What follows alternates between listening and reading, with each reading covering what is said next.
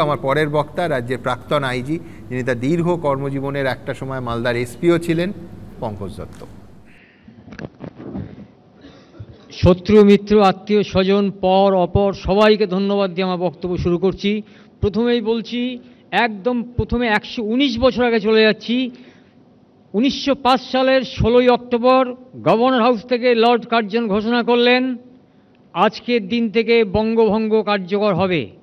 একই দিনে কলকাতা রাজপথে সুরেন্দ্রনাথ ব্যানার্জি, রবি ঠাকুর, স্যার গুরুদাস ব্যানার্জি তাদের নেতৃত্বে বিরাট মিছিল বেরোলো। তারা একদম নগ্ন পদে গঙ্গা স্নান করে রাখি বন্ধন উৎসব করলেন। সেদিন সারা বাংলাদেশে অরন্ধন হয়েছিল, কারোর বাড়িতে হাঁড়ি জ্বলেনি, উনুন জ্বলেনি। এবং সেদিন বিকেলে ফেডারেশন হলের প্রতিষ্ঠা উপলক্ষে ফেডারেশন হল থেকে আপার সার্কুলার রোড থেকে বাগবাজারে পশুপতিনাথ বসুর বাড়িতে 50,000 মানুষ নগ্ন পদে বাংলার মাটি বাংলার জল গাইতে গাইতে গিয়েছিলেন। এবং সেদিন লর্ড কার্জন বলেছিলেন যে বঙ্গভঙ্গ ইজ এ সেটল ফ্যাক্ট, আর সুরেন্দ্রনাথ ব্যানার্জি বলেছিলেন যে বঙ্গভঙ্গ ইজ অ্যান আনসেটল ফ্যাক্ট, এটাকে আমরা আনসেটল করবই। এবং উনি এটা করেছিলেন বলে পরবর্তীকালে সুরেন ব্যানার্জির নাম হয়েছিল সারেন্ডার নট ব্যানার্জি। অর্থাৎ বাঙালি সারেন্ডার করতে পারে না, বাঙালি সারেন্ডার করতে জানে না। সেদিন সুরেন ব্যানার্জিরা সারেন্ডার করেননি, বঙ্গভঙ্গ হয়নি। আমার ভাষণের কনক্লুশনে আমি যেটা বলবো সেটা অনেক আগেই বলে দিচ্ছি, বঙ্গভঙ্গ অবাস্তব, অসম্ভব, নট ফিজিবল, হবে না, কোনোদিন হবে না। কোনো শক্তি, কে নিশিকান্ত দুবে, কে অমিত সিনহা, কে নরেন্দ্র মোদী, কে মমতা ব্যানার্জি, কেউ কখনো এটাকে অ্যাকচুয়ালাইজ করতে পারবে না। বঙ্গভঙ্গ ইম্পসিবল প্রপোজিশন। এবার বলছি, বঙ্গভঙ্গের হিট আপনাদের কারো গায়ে লাগেনি। শতরূপ বলেছি ঠিক, আমি তখন যখন চাকরিতে ছিলাম, টিএমসি, কংগ্রেস, বিজেপি কারোর গায়ে বঙ্গভঙ্গের আঁচ লাগেনি। বঙ্গভঙ্গ করার জন্য প্রথম যে মানুষটা খেপে গিয়েছিলেন তার নাম সুভাষ ঘিসিং। 100 দিনের বন্ধ রেখেছিলেন দার্জিলিং, কার্শিয়াং, কালিম্পংয়ে। আমি তখন এসডিপিও রায়গঞ্জ।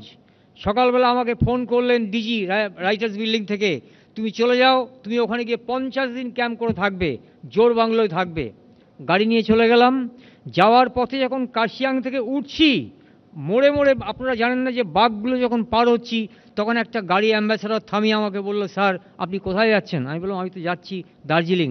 বললো আমি স্যার দার্জিলিং ডিউটি করে ফিরছি। ভদ্রলোকের নাম হচ্ছে বিশ্বনাথ মুখার্জি, ডিআইবি ইন্সপেক্টর মালদা। তিনি একটা অ্যাম্বাসেডর কারে ফিরছিলেন, আমার সঙ্গে গুড উইশ এক্সচেঞ্জ করে উনি চলে গেলেন নিচে, আমি চলে গেলাম ওপরে।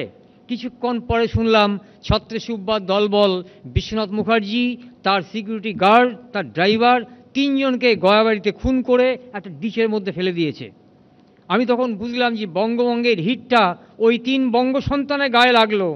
আর আমি যদি খানিকক্ষণ আগে ওই গয়াবাড়ি দিয়ে পাস করতাম, ওই সময় যদি ছত্রে সুব্বার দলবল থাকতো, আমাকেও খুন করতো। কাজী বঙ্গভঙ্গের হিট আজকে যারা বড় বড় কথা বলছেন তাদের কারোর গায়ে লাগেনি। বঙ্গভঙ্গের হিট লেগেছিল পুলিশের গায়ে। আর কিন্তু সিপিএমের বেশ কয়েকজন মানুষজন বঙ্গভঙ্গের জন্য প্রাণ দিয়েছেন। নেক্সট আপনাকে বলছি, বংশীবদন বলে এক ব্যক্তি ছিলেন, মহাপুরুষ, কামতাপুরী আন্দোলনের প্রবক্তা। তিনি এমন কতগুলো আন্দোলন করছিলেন, তার জন্য রাজাবাজারের একটি ছেলে মুস্তাক আহমেদ, অ্যাডিশনাল এসপি ছিলেন কুচবিহারের, তাকে প্রকাশ্য দিবালোকে খুন করা হয়েছিল। এই কামতাপুরী আন্দোলনের বলি হয়েছিলেন রাজাবাজারের ওই তরুণ যুবক মুস্তাক আহমেদ। মুস্তাক আহমেদ, বিশ্বনাথ মুখার্জিরা যখন মারা গেছেন, সব পুলিশের লোক। কমল মজুমদার পরবর্তীকালে পুলিশের ডিজি হয়েছিলেন। যেদিন কালিম্পংয়ে গুলি চলেছিল, সেদিন কমল মজুমদারকে কুকরি দিয়ে কোপ মারা হয়েছিল, তার সিকিউরিটি গার্ডকে মারা হয়েছিল। এবং সেদিন তাকে এয়ারলিফট করে যদি না নিয়ে আসা হতো শিলিগুড়িতে, উনি বাঁচতেন না। কাজেই আমরা বঙ্গভঙ্গের প্রাথমিক যে হিটটা, সেটা আমি দেখেছি, আমরা দেখেছি। আপনারা কি দেখেছেন? এ তো বুকিস্তক্ষ করছেন। বুকিস্তক্কে কোনো লাভ নেই, কিচ্ছু দেখেননি, কিচ্ছু জানেন না। কারণ আপনাদের জন্মকর্মেও উত্তরবঙ্গে না, আপনারা কোনো অভিজ্ঞতা নেই। ওই পলিটিক্যাল পার্টি করার সূত্রে কোনো দিন ভাষণ দিয়েছেন, কোনো দিন উত্তর কন্যা দক্ষিণ কন্যায় থেকেছেন, দ্যাটস অল, দ্যাট মাচ। তার বাইরে আপনাদের কোনো কন্ট্রিবিউশন নেই। এবার আপনাকে বলছি যে আপনার এই যে কামতাপুরী আন্দোলন এবং হিল কাউন্সিল গঠন করার আগে যে জিএনএলএফ মুভমেন্ট সুভাষ ঘিসিং করেছিলেন, তাতে পুলিশের সবথেকে বেশি ক্ষতি হয়েছে। কাজেই বঙ্গভঙ্গের হিটটা পুলিশ খেয়েছে সব থেকে বেশি, তারপর খেয়েছে সিপিএম দল, অন্য কোনো দল কিন্তু সেটা খায়নি। এবার আমি আপনাকে বলবো যে সুমনবাবু যে আজকে প্রপোজিশনটা দিয়েছে তার মধ্যে এটা ঘটনা, বঙ্গভাগ আমি আগেই বলে দিলাম অবাস্তব, অসম্ভব, হবে না। তাহলে বাকি রইল আর দুটো ইস্যু, একটা হচ্ছে ইনফিল্ট্রেশন, জ্বলন্ত বাস্তব, ইনফিল্ট্রেশন হচ্ছে, চলছে, ডেমোগ্রাফি চেঞ্জ হচ্ছে।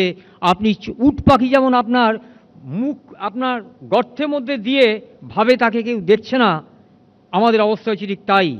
ডেমোগ্রাফি চেঞ্জ হচ্ছে, আমরা কিন্তু একটা বিচ্ছিরি অবস্থার মধ্যে দিয়ে যাচ্ছি। এটা বলা মানে বিজেপি না, এটা বলা মানে রাষ্ট্রীয় স্বয়ংসেবক সংঘে প্রবক্তা হওয়া নয়, এটা বলা মানে হিন্দু জাগরণ মঞ্চে শরিক হওয়া নয়, এটা একজন নাগরিক হিসাবে আমার বলার ডিউটি। অনুপ্রবেশ হচ্ছে, বাংলাদেশ থেকে অনুপ্রবেশ যখন হচ্ছে, বনগাঁ সীমান্ত দিয়ে ঢুকুন, আর মেহেদিপুর দিয়ে ঢুকুন, আর চ্যাংরাবান্ধা দিয়েই ঢুকুন, আপনি ৬,০০০ টাকা দিলেই আধার কার্ড পাচ্ছেন, রেশন কার্ড করতে পারছেন, এখানকার নাগরিক হয়ে যাচ্ছেন। সো ডেমোগ্রাফি চেঞ্জ হওয়ার অবস্থাটা একবার দেখুন। 294টা আমাদের বিধানসভা, 294টা বিধানসভার মধ্যে 64টা বিধানসভাকে ইয়ারমার্ক করা গেছে, যে 64টা বিধানসভাতে মাইনরিটি কমিউনিটি যা বলবে তারাই এমএলএ বের করবে, অন্য কোনো সম্প্রদায়ের লোক এমএলএ বের করতে পারবে না। তাহলে 294টার মধ্যে 60টা যদি 64টা যদি আপনি এমএলএ মুসলিম কমিউনিটি যা বলবে তাই হয়, তাহলে পড়ল 230 আপনি কি ফাইট করবেন? দুধেল গাইকে আপনি প্রশ্রয় দিচ্ছেন, ইমাম কনক্লেভ থেকে আপনি বলছেন এখানে ভোট দাও, ঈদের মঞ্চ থেকে বলছেন আমাদেরকে ভোট দাও, আমাদেরকে রাখো, আমরা তোমাদের রক্ষা করব। এইটা কোনো স্টেটসম্যানের কথা না, এইটা কোনো রাষ্ট্রনেতার কথা না, এইটা হচ্ছে একজন খুব নিচ মাইন্ডেড কোনো একজন পলিটিশিয়ানের কথা, যেটা কখনো কোনো রাষ্ট্রের পক্ষে সমীচীন না। নেক্সট আমি আপনাকে বলবো যে আর একটা রইল অনুপ্রবেশ ছাড়া উত্তরবঙ্গের বঞ্চনা। উত্তরবঙ্গ বঞ্চিত, আমি দীর্ঘদিন উত্তরবঙ্গে চাকরি করে এসেছি, উত্তরবঙ্গের মানুষের মতো সহজ সরল মানুষ আপনি পৃথিবীতে কোথাও পাবেন না। দক্ষিণবঙ্গে মানুষের মতো কপট না, তারা অকপট, সরল, সহজ, এবং তারা কিন্তু নিচ উঁচু প্যাচ ঘোচ কিচ্ছু বোঝে না। সেই জায়গাটাকে আমরা বঞ্চিত করেছি। উত্তরবঙ্গকে প্রথম যিনি পাদপ্রদীপের আলোয় নিয়ে এসেছিলেন সেই মানুষটার নাম বরকত গনি খান চৌধুরী। সিদ্ধার্থ শঙ্কর রায় মিনিস্ট্রিতে তাকে ইলেকট্রিসিটি দপ্তরের মন্ত্রী করা হয়েছিল, অকাতরে চাকরি দিয়েছিলেন। হিন্দু, মুসলমান, সিপিএম, কংগ্রেস, বিজেপি তখন ছিল না, তাদের কাউকে দেখেননি, সবাইকে দুহাত ভরে চাকরি দিয়েছেন। সবার কাছে উনি ছিলেন প্রিয় বরকতদা, আর বয়স্ক লোকেরা বলতেন বুড়া, ওই বুড়াটার কাছে যা চাকরি দিয়ে দিবে এরম বলতো, এবং তিনি চাকরি দিতেন অকাতরে। সেই মানুষটা কাঞ্চনজঙ্ঘা এক্সপ্রেস চালু করেছিলেন, গৌড় এক্সপ্রেস চালু করেছিলেন, মালদাতে রেলের ডিভিশনাল রেলওয়ে ম্যানেজারকে বসিয়ে ডিভিশন তৈরি করেছিলেন। কাজী মালদা শুধু না, উত্তরবঙ্গ কৃতিত্ব যদি উন্নয়নের দাবিদার হয়ে থাকেন তার নাম গনি খান চৌধুরী। গনি খান চৌধুরীর মতো মাপের পলিটিশিয়ান আমি আর দেখিনি। আমি যখন এসপি মালদা ছিলাম আমার মনে আছে উনি আমাকে বলতেন যে এসপি সাহেব আমি একটা অনুষ্ঠান করব, আপনি আসবেন? আমি বললাম যে স্যার আপনি যদি কোনো পলিটিক্যাল প্রোগ্রাম করেন আমি কোনোদিন যাব না। বললো না, আমি একটা ক্রিমেটোরিয়ামের উদ্বোধন করব সাদুল্লাপুরে গঙ্গার পাড়ে। হিন্দুদের সৎকার করতে বড় কষ্ট হয়, নানা জায়গা থেকে আসে, ওরা গঙ্গার জলও পায় না, হিন্দুরা সৎকার করতে পারে না, তা আমি একটা ইলেকট্রিক চুল্লি করেছি 1 কোটি টাকা খরচ করে, আপনি আর ডিএম যদি আসেন আমি খুব খুশি হব। আমি গিয়েছিলাম, উনি আমাকে খুব জড়িয়ে ধরেছিলেন, এবং সেই ক্রিমেটোরিয়ামটা আমি দেখেছিলাম যে কত বড় মাপের মানুষ। তিনি মুসলিম না, আমি তাকে মনে করি একজন ফেরেশতা। সেই রকম মানুষ কিন্তু আমরা আর পাবো না। গনি খানের পরে এখন দেখবেন কত উত্তরবঙ্গ উন্নয়ন মন্ত্রী হয়েছে। আমি বলি উত্তরবঙ্গ অনুন্নয়ন মন্ত্রী। এই উত্তরবঙ্গ এখন অনুন্নয়ন মন্ত্রী যিনি আছেন তার আগে দুটো মানুষ ছিলেন উন্নয়ন মন্ত্রী, একজন রবীন্দ্রনাথ ঘোষ, একজন গৌতম দেব। আমি তাদেরকে মানুষ বলে মনে করি। তারা হতে পারে টিএমসি দলের কর্মকর্তা, কিন্তু তারা সাচ্চা মানুষ, তারা কিন্তু মানুষে মানুষে ভেদাভেদ করেন না। এখন যেমন উত্তরবঙ্গ অনুন্নয়ন মন্ত্রী বলেন যে তুমি বিজেপিকে ভোট দিয়েছ, তুমি লক্ষ্মীর ভাণ্ডার পাবা না, এই হচ্ছে উত্তরবঙ্গ অনুন্নয়ন মন্ত্রী। এটা ভেদাভেদ তৈরি করা। আমি এসপি মালদা ছিলাম, রায়গঞ্জের এমপি ছিলেন পিয়ার দাস মুন্সি, যখন ল অ্যান্ড অর্ডার ডেপুটেশন দেওয়ার সময় আমার কাছে একদিন এসছেন, এসে ওই পার্লামেন্ট যখন সেই তছনছ করলো আপনার আফজল গুরুরা সেই গল্প করছিলেন, তখন বললেন যে জানেন আমার একটা খুব শখ, আমি উত্তরবঙ্গে রায়গঞ্জে একটা এইমস করবো। আমি বলি আপনি করুন। তখন সেই সময় থেকে কিন্তু পিয়ার দাসমুন্সি 100 একর জায়গা সংগ্রহ করেছিলেন বিনা পয়সাতে। এবং আমি আজকে আপনাকে বলছি, যে সমস্ত প্রবক্তা কিছুক্ষণ আগে বলে গেল যে রায়গঞ্জে একটা এইমস কেন হলো না, আরেকটা কেন হবে না, আমি আপনাকে বলছি রায়গঞ্জে যখন পিয়ার দাসমুন্সি 8 বছর কোমায় ছিলেন, তার ওয়াইফ দীপা দাসমুন্সি রায়গঞ্জ থেকে একবার জিতেছিলেন, আর একবার যখন দাঁড়ালেন মোহাম্মদ সেলিমের কাছে 1350 ভোটে মাত্র হেরে গেলেন। কিন্তু সেই ভোটে হারার পরে তিনি কিন্তু যখন বললেন যে এইমসটা হবে, তখন মমতা ব্যানার্জি এইমসটা কল্যাণীতে নিয়ে এলেন। কোনো প্রয়োজন ছিল না কল্যাণীতে এইমস করার। আপনার সে একটু যাকে বলবে মাথায় যা তেল আছে তাকে আরও আপনি তেল দিলেন। এই এইমসটা রায়গঞ্জে করলে কিন্তু রায়গঞ্জে মানুষ বঞ্চিত হতো না। উত্তরকন্যায় কিচ্ছু হয় না। সব থেকে দুঃখের কথা আমি আপনাকে বলছি, আমি এখন যার নাম করছি তার নাম Alapan Bandyopadhyay, gem of an officer, he is a fantastic IAS officer. আমি তার আন্ডারে চাকরি করেছি, হি ওয়াজ মাই ডিএম। কিন্তু সব থেকে দুর্ভাগ্যের দেখুন, he was chief secretary, he was home secretary, he is the present সলাহকার অফ মমতা ব্যানার্জি, উনি এখন অ্যাডভাইসার। কিন্তু দুঃখের ব্যাপার কি জানেন, হাওড়ায় যে গঙ্গা, সেই গঙ্গার বাইরে কোনোদিন উনি পশ্চিমবঙ্গে পোস্টেড হননি। উনি জানেন না নর্থ বেঙ্গলে সামসি কোন জায়গায়, সামসিং কোন জায়গায়। এই যেখানে অবস্থা, রীনা মিত্র বলে একজনকে উনি অ্যাডভাইসার করে মমতা ব্যানার্জি নিয়ে এলেন, মধ্যপ্রদেশ ক্যাডারের আইপিএস, তাকে উনি করলেন অ্যাডভাইসার। তিনি মধ্যপ্রদেশ ক্যাডারের আইপিএস, এমএইচএতে চাকরি করতেন, সিবিআই স্পেশাল ডাইরেক্টর ছিলেন। সেই মানুষকে এনে উনি কি বাংলার উন্নয়ন করবেন? আর একটা যেটা আপনাদের বলবো সেটা হচ্ছে যে হুমায়ুন কবির ভরতপুরের এমএলএ যে কথা বলেছিলেন, ববি হাকিম কলকাতার মহানাগরিক হয়ে যে কথা বলেছেন, এগুলো অপরাধ, এগুলো আইনের চক্ষে অপরাধ, একটা ক্রিমিনাল অপরাধ। সেই ব্যাপারে কিন্তু মমতা ব্যানার্জি নীরবতা আমাদের বিস্মিত করেছে। আপনি মুখ্যমন্ত্রী, আপনি কেন নীরব থাকবেন? আপনি কেন হুমায়ুন কবিরকে বলতে পারেননি যে তুমি অন্যায় করেছো, তোমার বিরুদ্ধে আমি দলগতভাবে অ্যাকশন নেব, আমি তোমার বিরুদ্ধে ক্রিমিনাল অ্যাকশন নেব? কেন ববি হাকিমকে আপনি ওখান থেকে বসিয়ে দিননি? কেন ববি হাকিম প্রকাশ্যে বলতে পারেননি যে তোমার এই কমেন্টটা আমি সমর্থন করছি না? আপনি কিন্তু তখন ওদের প্রশ্রয় দিয়ে গেছেন। আপনি বলেছেন আমি জানি না, আমি তো শুনিনি। দিস ইজ ইয়োর ফেলিওর, এটা আপনার ব্যর্থতা, এটা হয় না। কাজেই বঞ্চনা আছে, এটা বাস্তব, ইনফিল্ট্রেশন আছে, এটা বাস্তব। ইনফিল্ট্রেশন বঞ্চনা থাকা সত্ত্বেও নর্থ বেঙ্গলকে ভালোবাসতে হবে, নর্থ বেঙ্গলকে কাছে করতে হবে, নর্থ বেঙ্গল উন্নয়ন দপ্তরটাকে উত্তরকন্যাকে সত্যিকারের সাবলীল করতে হবে, অ্যাক্টিভেট করতে হবে। এবং আমি আপনাদের বলবো যে সবাই কিন্তু ভাবের ঘরে চুরি করছে, বিজেপি, টিএমসি, কংগ্রেস, সিপিএম, কেউ ঠিক কথা বলছে না। নর্থ বেঙ্গলের জন্য কিন্তু ভাবনা চিন্তা করতে হবে।